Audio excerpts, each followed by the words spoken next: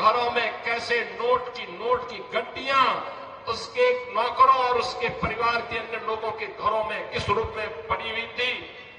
पाकिस्तान तो अब भारत का नाम सुनकर के ही कंपकपी शुरू हो जाती है। उत्तर प्रदेश की धरती से शहीदों की इस पावन धरा, भगवान बिरसा मुंडा की पावन धरा को प्रणाम करने के लिए और आप सबसे निवेदन करने के लिए आज आपके बीच में यहां पर उपस्थित हुआ हूं।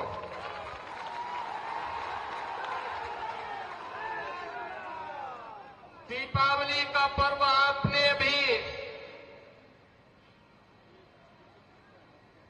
बड़े उल्लास के साथ संपन्न किया है और आज से छठ महापर्व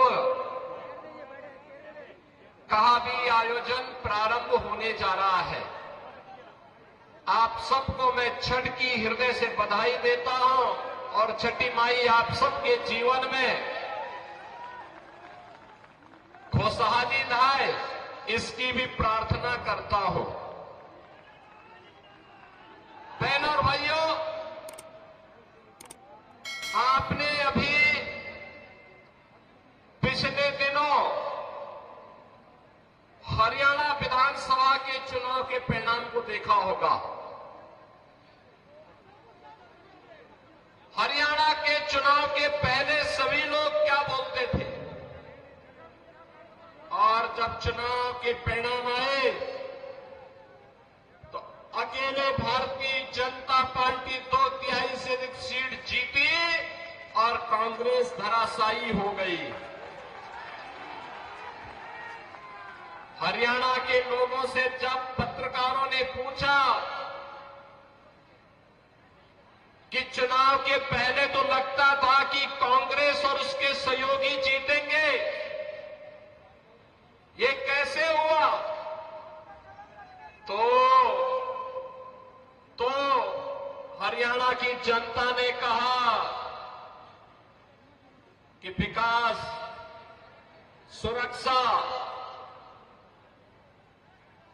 सुव्यवस्था और सुशासन के लिए डबल इंजन आवश्यक है और मोदी जी के नेतृत्व में अगर डबल इंजन की सरकार चले तो इस सोने में सुहागा है। इसलिए हरियाणा की जनता ने निर्णय लेकर के फिर से भारतीय जनता पार्टी को विजयी बनाया है। बहनों और भाइयों, हमारा ये झारखंड एकोडर्मा प्राकृतिक संसाधनों से भरपूर है।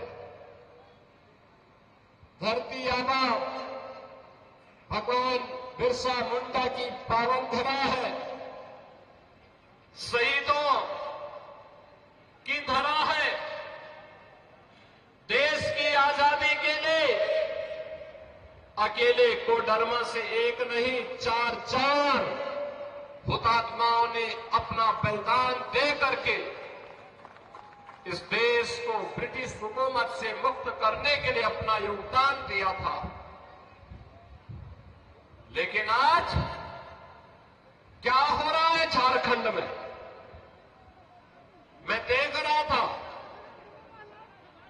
एक आलमगीर आलम थे, औरंगजेब, देश को लूटा था उसने, देश के पवित्र मंदिरों को नष्ट किया था उसने। और दूसरा, झारखंड मुक्ति मोर्चा का भी तो एक मंत्री था आलमगीर, जो यहां लूट करके जिसके घरों में नोटों की गड्डियां के गरीबों के झारखंड वासियों का पैसा उसके घरों में कैसे नोट की गड्डियां उसके नौकरों और उसके परिवार के अन्य लोगों के घरों में किस रूप में पड़ी हुई थी। ये लूट का इससे दूसरा घटिया स्तर और दूसरा देखा नहीं जा सकता है। और इसीलिए मैं कहने के लिए आया हूं बहनों और भाइयों, ये चुनाव उसी विकास के नाम पर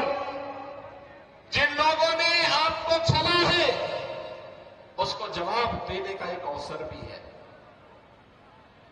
भारतीय जनता पार्टी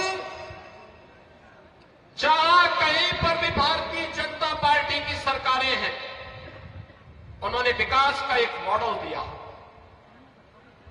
उन्होंने विरासत का सम्मान किया। आप यही सोचिए,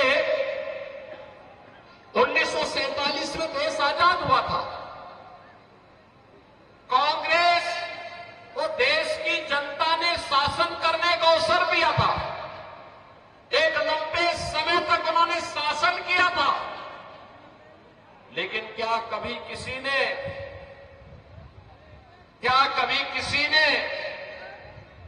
गरीबों के लिए ईमानदारी से कोई योजना चलाई? बहनों और भाइयों, मोदी जी जब 2014 में प्रधानमंत्री बने थे, मीडिया ने उनसे पूछा था कि प्रधानमंत्री बनने के बाद आपका एजेंडा क्या होगा? मोदी जी ने कहा, एक लाइन में उन्होंने कहा था, सबका साथ और सबका विकास।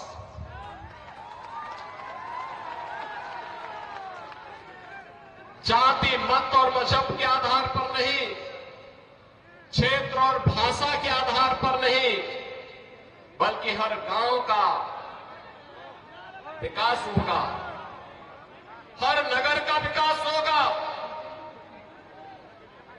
गरीब, किसान, नौजवान, महिलाएं, इन सब का विकास होगा। देश की सुरक्षा के साथ कोई भी समझौता नहीं होगा। देश का सुरक्षा का मॉडल क्या होना चाहिए, ये आज आप देख रहे होंगे। कांग्रेस की सरकारें हुआ करती थी, तब चीन हमारे देश के अंदर घुसता था, और आज आप देख रहे होंगे, समाचार रोज पढ़ रहे होंगे, आज चीन की सेनाएं पीछे हट रही हैं और वहां पर भारत की सेना गश्त कर रही है। पाकिस्तान तो अब भारत का नाम सुनकर के ही कंपकपी शुरू हो जाती है।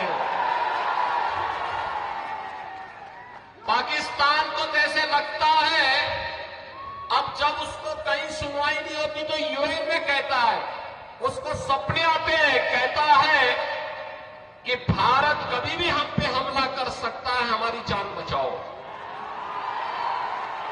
सरकार तो ऐसे ही होनी चाहिए, दुश्मन के दिल को दहला सके, और यही आज भारत की सरकार कर रही है।